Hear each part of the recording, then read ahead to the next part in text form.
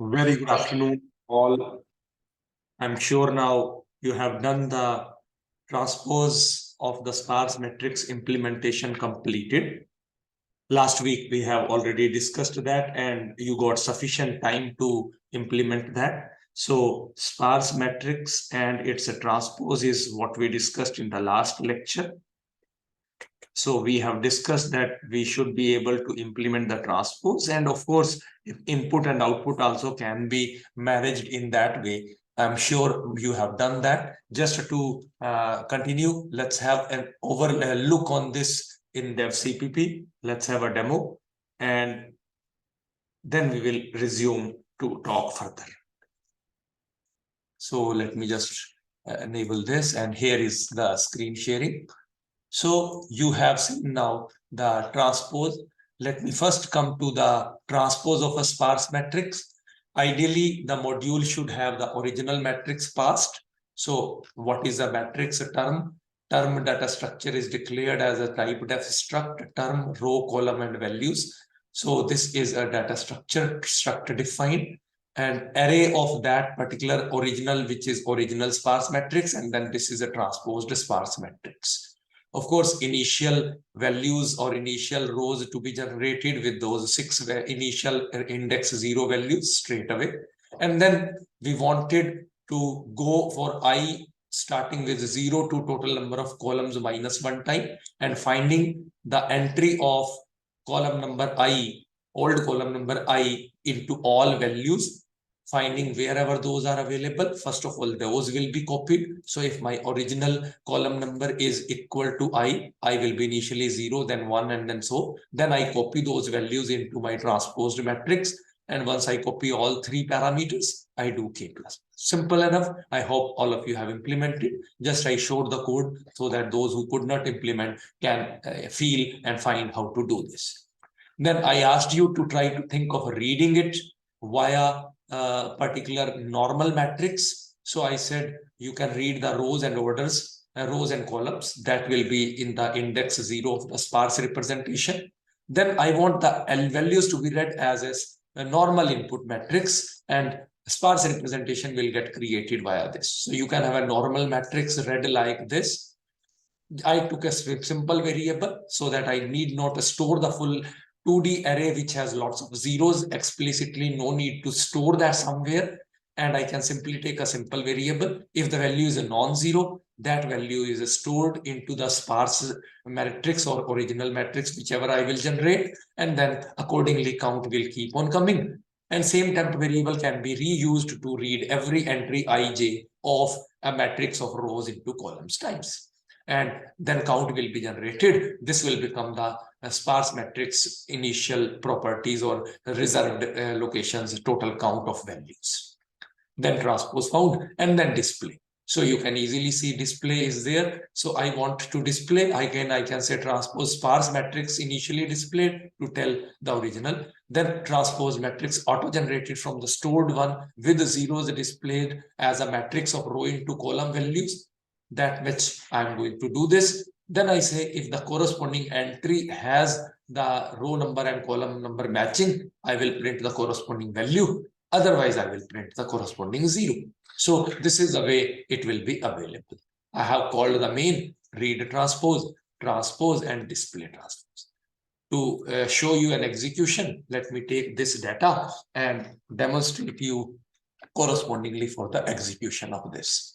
So, of course, I can give good messages to have all this data read. So I can enter this value, and based on that, so I have entered these values, 6 into 6 matrix entered, and then based on that, the transpose is generated, and the transpose matrix with matrix representation also gets displayed with lots of zeros in between. Sorry. Yeah, so this is what you should have been probably completing this without much difficulty. So with this, I will stop this demonstration and start with the new topic today. Sorry. Now, having done that, let's proceed further. So one good part is now I just saw the transpose. in this transpose, if you see, we have written for I equal to 0, I less than total number of columns, and of course I plus plus. And within this, we had some j loop, j equal to 1, j less than equal to n, n is the total number of non-zero entries, j plus plus. And here we had if. So now in terms of its efficiency, primarily we need to look at how many times or how many steps take place for the internal logic.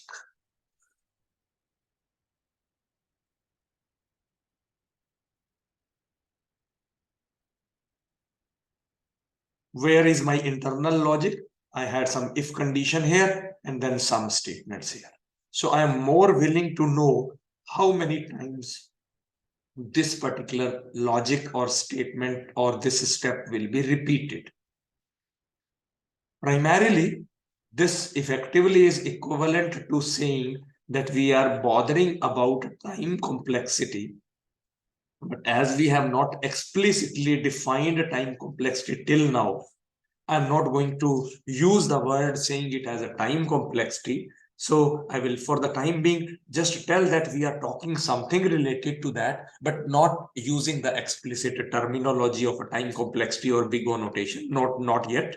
Focus is still that can we know how many steps? Why we are bothered? Because we are going to probably focus on and improve such less efficient code, and that will tell us a methodology to improve such things in future also. So if I see this is a nested loop means for every I, all j's will be repeated.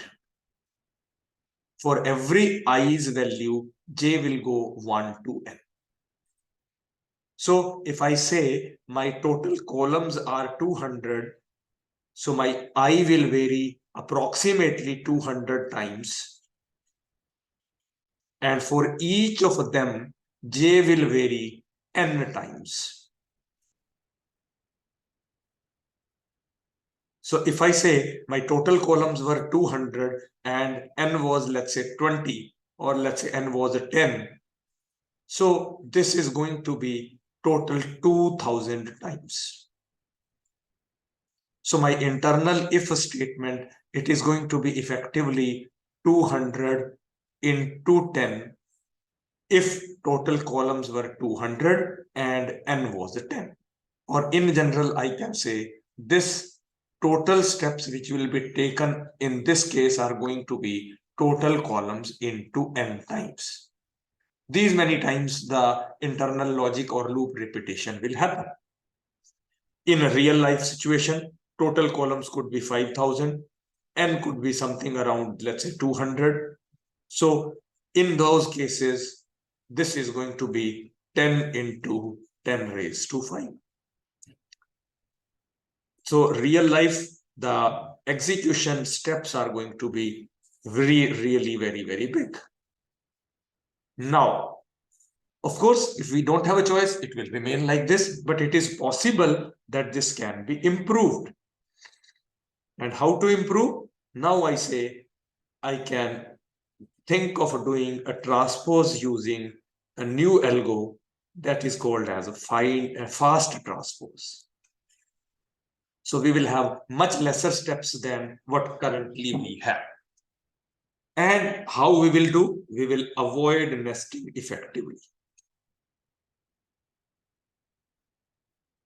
So nesting we will improve, and we will not have nested loops. We will have replacement of those loops. Replacement with the parallel loops, non-nested loops. When I say word parallel loops, I don't mean some parallel execution. I mean effectively non-nested loops. One after the other, one will complete and second will start. So that is going to be the overall philosophy. Let's take some sample data and understand how we will do this. Say I have a sparse matrix which is stored into this particular form. So my initial 0th row has, let's say, total number of columns. Say I have a matrix of order 200 into 200, or let's say 300 into 200, and the total number of non-zero entries are, let's say, 10. So this is my 0, and 10 entries effectively mean from 1 onwards up to 10 there are certain values. Which are the values? Let's assume I have 0, 2 and value 3. Then I have, let's say, 0, 4, value 6. Let's say then I have value 2 and let's say 3, value 9. Then I have 2, 4, value, let's say 12. Then I have 4, 0, value, say 15. Then I have 4, or let's say 4, 1, value 18, and so on.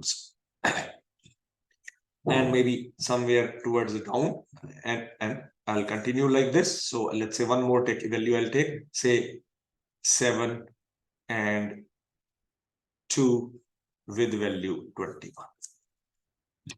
So I have certain values like this. Now, when I did my transpose, the issue was where this entry is going to be stored in the transpose. What is going to be equivalent to transpose? Let's assume, if I, for the time being, I assume 6 and let's say 7. So let's take n as a 7. Total non-zero values are 7. Sorry. And now the transpose, how it was going to be stored, let's know that, and then we will do that. So this will become 200 into 300 matrix and 7 values. Equivalently, how this will be transposed? Obviously, I wanted to search for value 0, I know. So this was going to become my first entry, 0, 4, 50. After that, I was going to have the next entry for this. This was going to be 1, 4, 80. At index 2, then similarly index 3, then index 4, index 5, index 6, and index 7.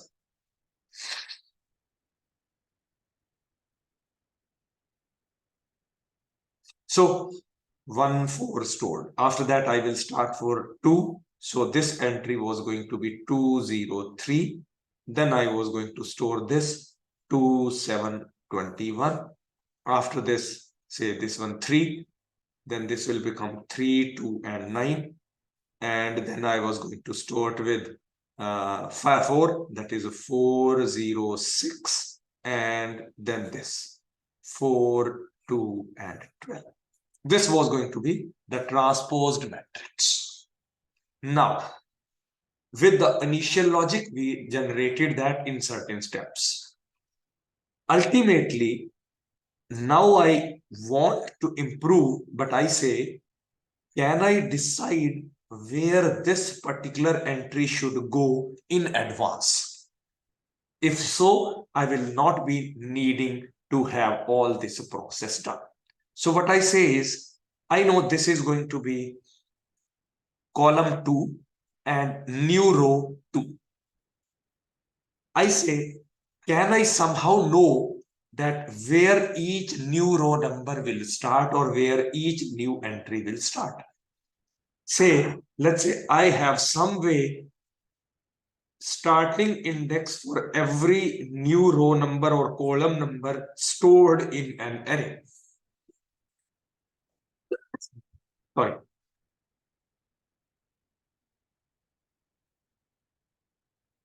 Say I know starting index for each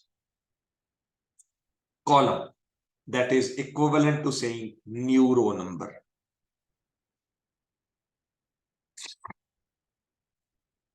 Like I say, the old column number or new row number is guaranteedly I say 2 is going to start storage at index 3. Somehow I know starting index for each column number in the old matrix and row number or new row number in the sparse transposed matrix. So I say, I claim that somehow I know that new row number 2 entries, whatever number of entries are, they will be stored at index 3. As I know that it is stored at index 3, so I say somehow I have stored this information. By some magic, I am able to generate this in advance. So if I know that my entry for column number 2 is starting at index 3 in the transposed storage. Similarly, entry for index 3 or entry for index number 4, old column number 3 or new row number 3 starts with 5. Index for corresponding number 4, column number 4, new row number 4 starts with 6. So I say this information I know. Of course, 0 will always start with 1. That is obvious, because 1 is the starting index always, 0 is a result, and rest everything is going to start from 1 only. So from 1, 0th column number or new row number 0 will always start from 1. I know that automatically, no magic needed, but whether 1 will start at index number 2 or not guaranteed. There could have been many entries with 0 itself. New row number 0 could have lots of entries. So I don't know. So I say, but now by magic, I know that column number 1, that is new row number 1, starts at index 2. This is index 2. So I know that this is index 2 position, starting index for column number 1 or new row number 1 is 2. Starting position or starting index in the transposed matrix will be the value 3 or index 3 for old column number 2 or new row number 2, and similarly everyone. So if I know this, I will use this concept. Let's say I know this is stored and known through magic, maybe through magic or some other logic. So later we will convert this magic to logic, but for the time being, assume this you know.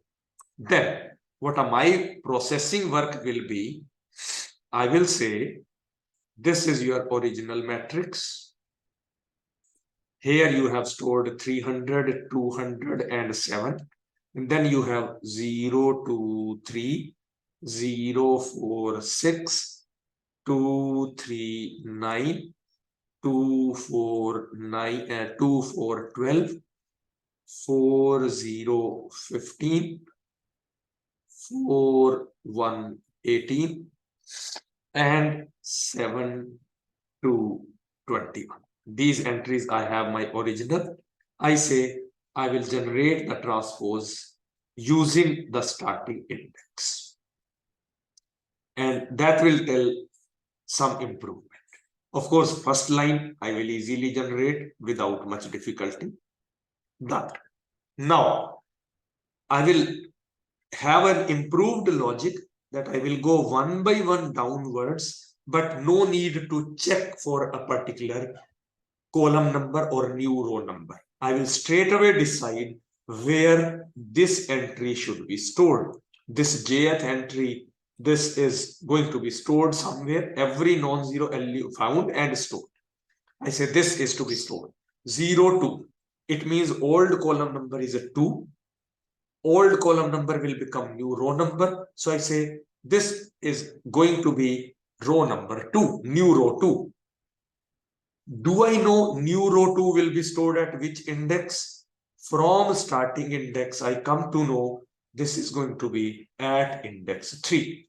So I will say I have various indexes available. 1, 2, 3, 4, 5, 6, and 7. So I say this tells me that corresponding to row number 2, I went to starting index array, found from there that this is to be stored at index 3 onwards. So I will come directly to 3 and store this value at this index 2, 0, 3. You can verify this value was supposed to go here. In fact, this is what we assume, that I know this, so I can confirm that this was there. So I will store this value here. I stored this value here, and now what I will do is I will increment this so that next time I am not overwriting the same position. And this term is over. So no nesting needed. Then proceed downwards. You have next entry as 046 corresponding to 4. Again, you will say, I will go and find out where is the starting index for 4. Corresponding to 4, starting index is a 6. 6 means go to 6th position and store this transposed entry. 04 will become 40 and value will remain 6. So this entry I will directly store to this particular place. I can easily see, of course, it was supposed to come here, and now I am able to see. And again, because I have already used index 6, I will increment this. Why we are incrementing, will that create a problem or not? We will see, but let's go further. Now I come to next entry, 239. It is old column number 3, new row number 3. From starting index for new row number 3, the index available is 5. I will go to index 5 and store 3, 2, 2, 3 will become 3, 2 and 9. Come further, I have 2, 4, so it will become 4, 2, new row number is 4. Go to 4 and you see earlier it was 6, now I have changed to 7. So this entry is supposed to go to index 7. So index 7 now will store the value 4, 2 and 12. This you could verify, it was supposed to be here. So although starting index for 4 was a 6, but because there are multiple entries for new row number 6, so obviously first value came at index 6 and next value came at index 7, and I could verify that. The same will get verified for new row number 2 later. Then come to 40. Now, this is the entry which was probably going to be the first entry into the transpose, but because now I am not bothered, I know that in advance. So when this entry comes, now this place will get filled. Column number, old column number 0 becomes new row number 0. New row number 0, starting position is 1. It will come here and I will store 0, 4 and 15. This entry now comes to this place. So this will get filled now, and this I will increment so that next time if something comes, I will be improving that. Then come to this 4, 1. Old column number 1. Old column number means row number 1. New row number 1 starts at index 2. Index 2 position is guaranteedly empty. That will be guaranteed, and it will store 1, 4, 18. And 1, 4, 18 stored, and this incremented.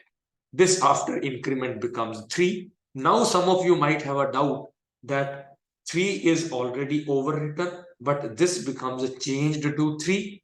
This can create a problem. Yes, that's valid doubt, but the answer is it won't create a problem because somehow I am guaranteeing that correct index is used, and this indexing means if the column new row number 2 was starting at index 3, will guaranteedly mean new row number 1 will finish at index 2 and 3 will never get used. Reason being, although this becomes 3, but there will be no more data present with column number 1. Hence, this value will never get used at all. Then I come to 7 to 21. Then this is old column number 2. And this old column number 2 index earlier was a 3. Now it has 4. If 4 is going to be used, it is guaranteed 4 is empty. If 4 was not going to be used at all, this was just a false increment, it will never get used. So 4 is guaranteedly free. 7 2 entry will become 2 7 entry and value is 21. So you could see when 4 was used, it has empty place. After that, this 4 will also get further incremented plus 1 to 5. But there will be no more entry available with old column number 2. Hence, this next 5th position will never get overwritten. So my work is effectively over. You could see nobody has overwritten. All those incremented values now have gone beyond the limit, but they will not get used at all, and they will never overwrite anyone. So this is what is going to be the way of doing.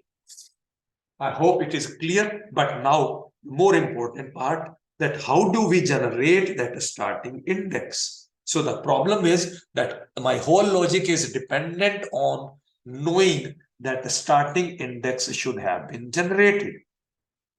So starting index I needed to be generated for every old column number or new row number. Old column number 0 onwards up to, let's say, 199, or effectively it means total columns minus 1. This total columns or new total rows minus 1. I want this data to be generated. So I'll say total columns minus 1, or this is going to be new rows, new total rows minus 1.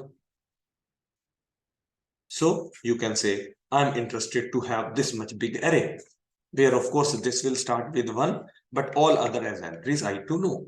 How to have this? I need a logic to this. Now, this logic is dependent actually on how many number of terms each column number, or I say new row number, has.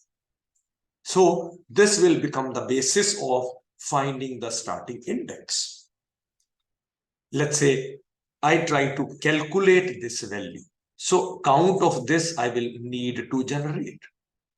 What I mean, I will have another array which I say new row number and terms for each new row number to be generated. I will have a new row terms array, of course, starting with a 0, and last will be obviously new total rows minus 1, or called old columns minus 1. Let's say 0 to 199, this big array. I will say initially let everybody be called as a 0, 0, 0.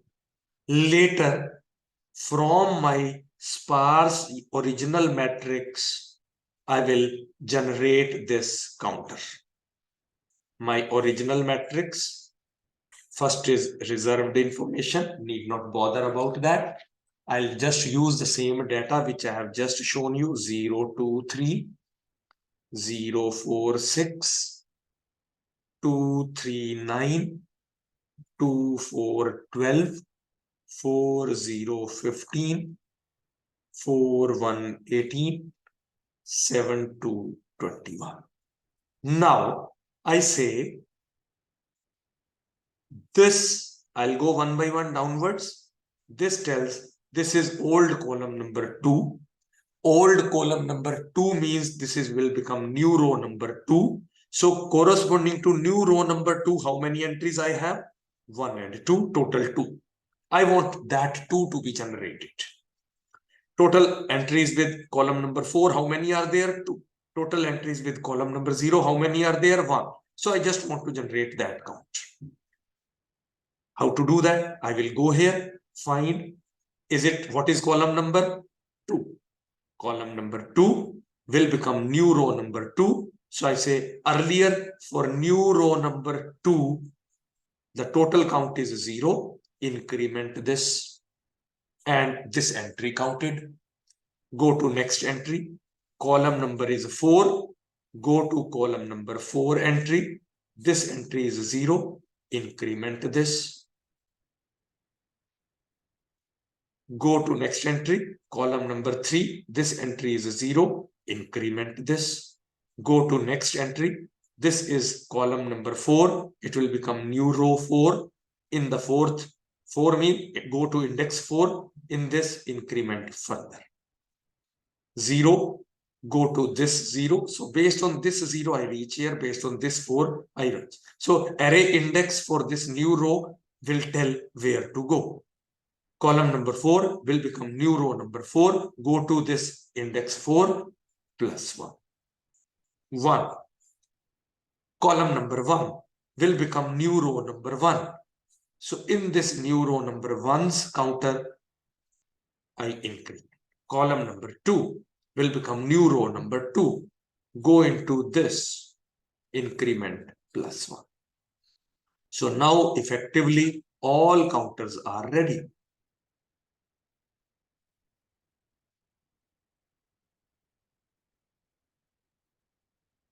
Other entries could be 0.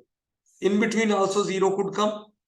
By the way, we didn't get, but it is possible that in between also some index didn't appear at all. Hence that counter could have been 0 easy. Not an issue. But this becomes a useful information for me, which can be used to generate my starting index. Now I say, knowing this, can I generate the starting index for each new row number? And I claim yes. So that is now magic converting to logic. Starting index for new row number 0 is going to be obviously starting with 1. Because my starting point is always 1 onwards. I have total entries 1 to n, and starting index will be 1. In the transposed matrix, my row 0 is reserved, or I'll say entry 0 is reserved, which I have control information, and 1 onwards up to n are going to be total entries. So obviously first entry will be guaranteedly at index 1, and first entry has to be corresponding to column number 0, which becomes new row number 0. If they don't exist, then they will not get used. If say there is no entry corresponding to old column number 0 or new row number 0, so it will mean no problem. But if it exists, obviously starting point is 1. Now, what is starting point for index or row number 1? When this index I'm using, that what in the transposed matrix where my 1 entry will be stored. Now this entry in the previous page, if you see, was correspondingly, I said starting index for this was actually initially 2. Later we incremented, but if you remember, it was initially 2. You could easily see this we stored here. How did 2 come? Now, 2 will be obviously dependent how many entries are there with new row number 0. If new row number 0 has only 1 entry, at index 1 onwards only it will be stored, then next entry will start at index 2. That will mean previous starting index plus this will become the starting index for new row 1.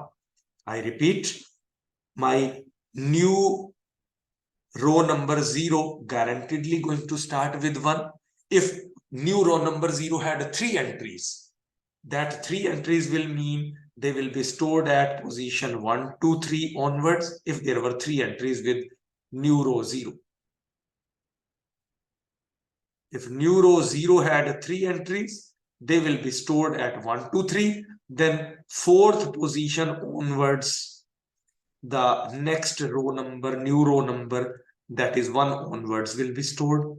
So I should say 1 plus 3 will automatically become 4. In this case, I said at one position they will start. Because there is only one entry, it will get consumed or placed at 1. Next position is a 2. With new row number 1, that entry starts with index 2. There is only one entry, so it will finish at 2. And the next new row number can start at index 3.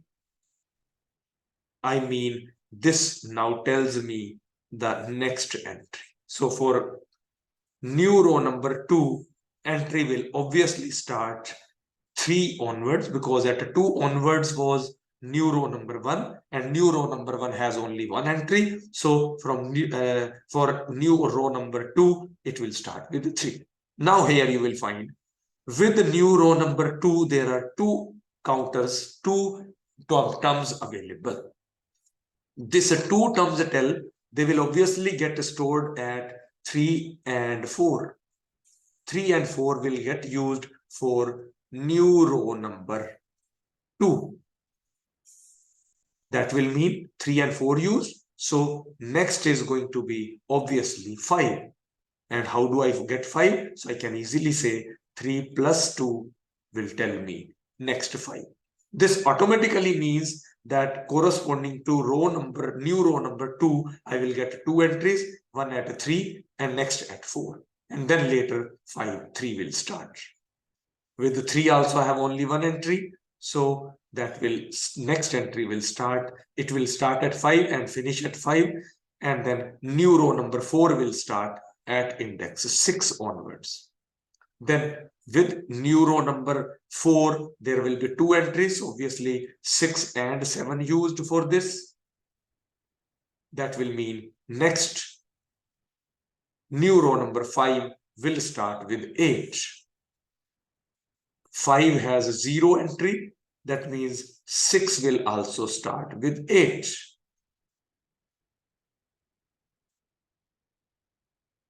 So this entry is coming from the previous 2 summations, and one summation from starting previous index and other coming for your array new row terms. So I am able to generate. And if there are no more entries, all are having 8. Obviously, 8 is the index which will never get used because there is no entry available with this at all. I know that I had total 1 to 7 entries. So any index which is being generated as 8 will mean clearly that we are storing here 8, but it will never get used because total entries are not there. Hence, we can now easily see what we have generated. And now you can correlate why we incremented later. We said that index 2 will be corresponding to new row number 2. My positions in the new array are going to be 3 and 4. That effectively means 3 and 4 will get used. So first time 3 should get used. Once you write some entry, some non-zero value entry of the transpose at index 3 into this place. So once you filled this, then obviously you should shift, and the next time with the same column number 2, that is old column number 2, next here it will become row number 2. I've incremented this because earlier I had stored it at index 3 used. Next time it was incremented to become 4. So that's why I incremented, but not a problem. Having said that, now more or less my work is done. Relatively, some of you might not have understood easily. So just repeat and recap. You can revise by playing video again and again. Once you are clear that now how the working is being done, then we will come to writing the logic or the code for this. So those who have any problem, they can pause the video here, replay the video from the previous and revise that. And once you are clear, then I can effectively try to start writing the logic. I will say first thing, I need one new array, which I will call as new row terms. Obviously, it will start with 0 and go up to what? Obviously, new row terms means how many total rows or row numbers I have, that decides. New rows, it means old columns. So if I have earlier my old columns as 200 or 300, I said 200, 300 into 200. So 0 to old columns minus 1. Or you could say new total rows. I'll say old total columns and or you could say new total rows. So whatever you say is one and the same thing. These many total entries minus 1 for the array as it starts with 0 effectively means if I use to say that total columns are nothing but original 0 dot call. Call is the second field into my data structure declared, and that tells the total number of columns. Similarly, I have total rows. Maybe I can use underscore to just connect this. If I have two words, I can always use underscore to connect them while typing. So it's your choice. So I said total columns are known to me. Original 0 dot call tells the total columns. Old total columns. Whenever I have referring to new, I will use word new. If I don't use word new, I mean I'm referring to old. Total rows, that means old rows are nothing but original 0 dot row. And n is what? Original 0 dot val. The control information or reserved information into the 0th entry of the original matrix. So I need a new row terms array, which will be how big? It will be big on total columns or new row columns, new total rows, or total columns I know is already there. So obviously these will be stored from 0 index onwards, total columns minus 1. Then I will need starting position or starting index array. Again, starting index array is also of the same size. That will start with 0 index, go up to what? Up to total columns minus 1, or which is equivalent to saying, sorry, I'm using underscore also. So total columns minus 1. Equivalently, it is equivalent to new total rows. 0, 1, minus 1 means 0 onwards it is starting. So effectively, what you require is an int array declaration saying new row terms as an array to be generated of how much size. Say initially you could declare 100 or whatever, but effectively I need minimum size to be total columns. Total columns mean 0 to total columns minus 1. So either you write total columns or 200 or 500, whatever, but this is minimum which I need. But of course, if this variable we are allowed to use and we have created, then you could do. Similarly, you will need this another array starting index. So this is new storage needed. So my transpose will become faster through additional array or storage needed. And we always say, yes, normally we avoid using extra arrays, etc. But if using extra arrays saves the time, then in computer engineering programming, we give more importance to storage to time. Lesser time is preferable, even if it requires extra array. But if same time is achieved with without or with extra arrays, then without array it should be done. Then now code or logic. First step, what we needed? We needed to generate new row terms array. For that, how to generate? Firstly, I have to initialize that with 0. So new row terms array to be initialized with equal to 0. All elements of this array. How to do? We can have a loop. So obviously this will require a for loop, and you can accordingly have how many terms are there. Accordingly, maybe you can say for I equal to, according to that you can do 0 to onwards. How much we know, what is the size of this, accordingly we could do that. Step number 2. I have to effectively count the corresponding term and increment new row terms for corresponding value. So what I need, I will be incrementing new row terms based on something, based on what? New row number.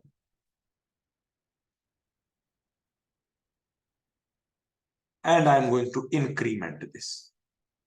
New row number. New row number is what? New row number is old column number. Old column number is stored into my original array's sum position dot column, and this process to be repeated. So I have to find out, and accordingly you will get the new row number, which is the column number, into the corresponding entry, and corresponding entry wise, first entry, take that column number that is becoming new row number, you go and increment that. So you have to loop this also. Then third step. Now third step is to generate a starting index array. Starting index array to be generated. How to generate that? Obviously, starting index for row number 0 or new row number 0 is going to be guaranteedly 1. But others starting index have to be generated. Starting index of every other entry I to be generated, and loop for I. Obviously 1 onwards, because for I equal to 0 I have already stored. So for I equal to 1 to something, generate. Now how this index will be generated? It is dependent on two things. Let's see this. Starting index of any particular I was dependent on previous starting index and corresponding count of row terms. This 5 came 3 plus 2. This 3 came 2 plus 1. This 2 came 1 plus 1. This 8 came 6 plus 2. So just previous entry of a starting index and corresponding counter available from the new row terms. Effectively means this is nothing but the previous starting index means what? It is at I minus 1 position, and plus new row terms based something to come. New row terms is telling me the count of terms with the corresponding new row number. So what index I should use? But that has to be repeated with a loop. That will become the third step. Then final step. The transpose entries to be stored. So effectively, my original 0 dot column will become my new row number. Now this becomes my new row number. Corresponding to this new row number, I should know my index at which this is to be stored into my transpose matrix. So in my transpose matrix, I need the index where I will store effectively some original I, let's say. So original I related all fields to be stored. This side also dot row, dot column, and a dot var. From here, obviously, it will be dot column, dot row, and dot var. So original I has to be obviously repeated. I equal to something loop will be needed. One by one, each term of original array to be used. But once I know that original I column number was this new row number, from this new row number, I will get corresponding starting index for this particular new row number. And that corresponding starting index, I will store in some variable and use that here. And then I have to also increment the corresponding starting index element. Starting index array. In that, I'll write starting index.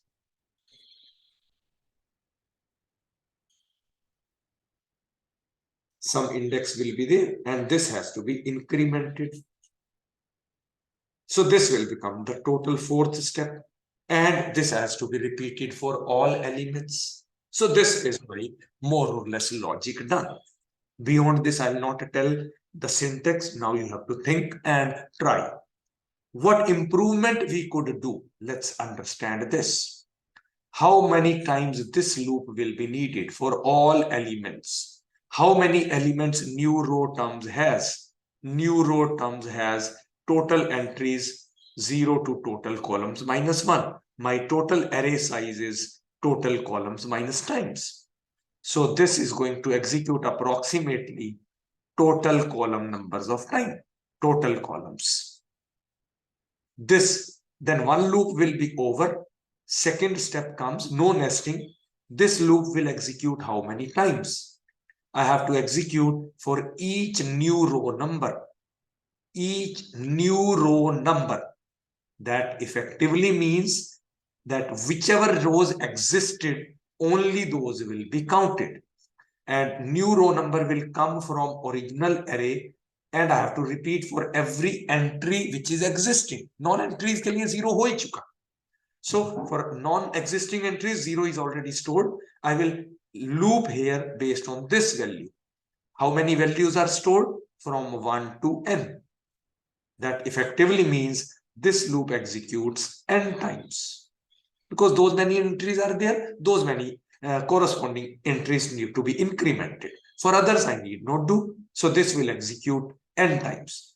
First loop executed total columns times. Second time executed n times. Plus no multiplication, because this is parallel loop, no nesting. So second step will execute in n steps. Third step, how many times? Again, I'm saying repeat it for every starting index. Every starting index means array of the full starting index has to be processed. Starting index array size is also known to me. So this is going to be total columns number of a time. Again, this will execute total columns times.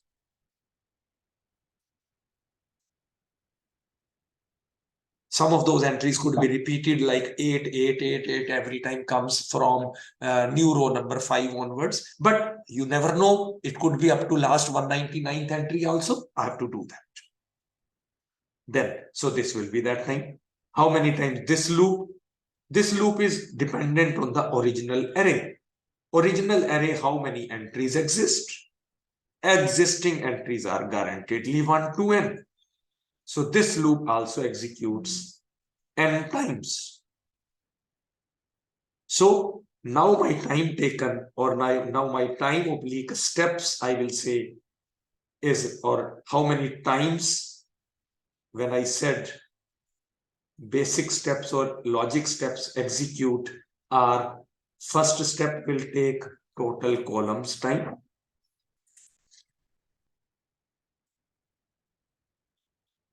Plus, that is total columns, plus n second step, this one. plus third step, again taking total columns time, plus n fourth step. Equivalently saying it becomes a 2 into total columns plus n. Earlier, we had total columns into n. Now I have 2 into total columns plus n. So if total columns were 500, 5,000, these entries were 200, just imagine how much improvement can we get via this. So nesting avoided. Now I have none of the steps nested, no nesting of loop needed, all these loops having single loop, and I'm able to do this. With this, I will stop and give you homework. Of course, fast transpose you should implement. This is relatively more logic understanding needed. I won't say it is a complex logic, but yes, it's not as simple as the programs which you have done earlier. So be careful, slowly go, and you will be able to implement without much difficulty. Maybe if you find mistake, in next video I'll show the demonstration also. So one is this homework, optional homework or optional practice problem I'm giving. That is, you should try to have addition of two sparse matrices. We have already known the sparse representation. Can you add two sparse matrices? Of course, later we are going to do multiplication also, but not now. That will be more complex. So addition you can try. Secondly, fast transpose as well as addition using 2D array representation of sparse matrix, which I told in the last video also. That is, I said, let it be declared as int original 50 into 3, where 3 meant that I have index 0 being used. If I'll repeat that last time I told you that it can be safely done, that your transpose matrix storage, till now we have considered it as each entry as a struct of 3 values, this value, comma, this value, each entry being this value. This is equivalently possible to consider it as a 2D array. It's still a sparse storage, but I say this being index, for this being column number 0, column number 1, and column number 2, and of course this being row number 0, this being row number 49. So instead of using struct, they are being equivalently used as a dot row, this side being equivalently dot column, and this side being equivalently dot val. But in this case, no struct needed, and it will be straight 2D array. So you can try addition, and fast transpose by this representation also.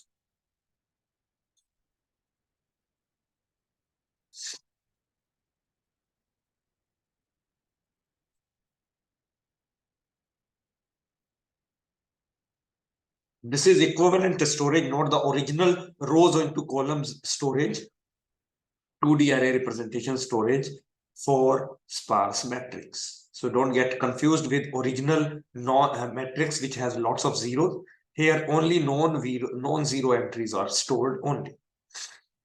So just it is instead of 3 struct, we are using second dimension. That's it. So it will just change few syntax changes, rest logic doesn't change at all. With this, let me wind up and stop all this discussion. Try your level best. I repeat, replay the video, revise your concepts, understand the working of a fast transpose, slightly clearly have an understanding of the 4 main steps which I have explained for the fast transpose. And I'm sure you will be able to later write the code for the fast transpose function. You should aim to write fast transpose function. Your reading, transpose, displaying, all those functions are ready into the previous program. Replace your transpose function with the fast transpose, and rest everything code is ready. Your main is ready, all other functions are ready. So just try and do that. If you face any problem, wait for the next video. Bye-bye. All the best to all.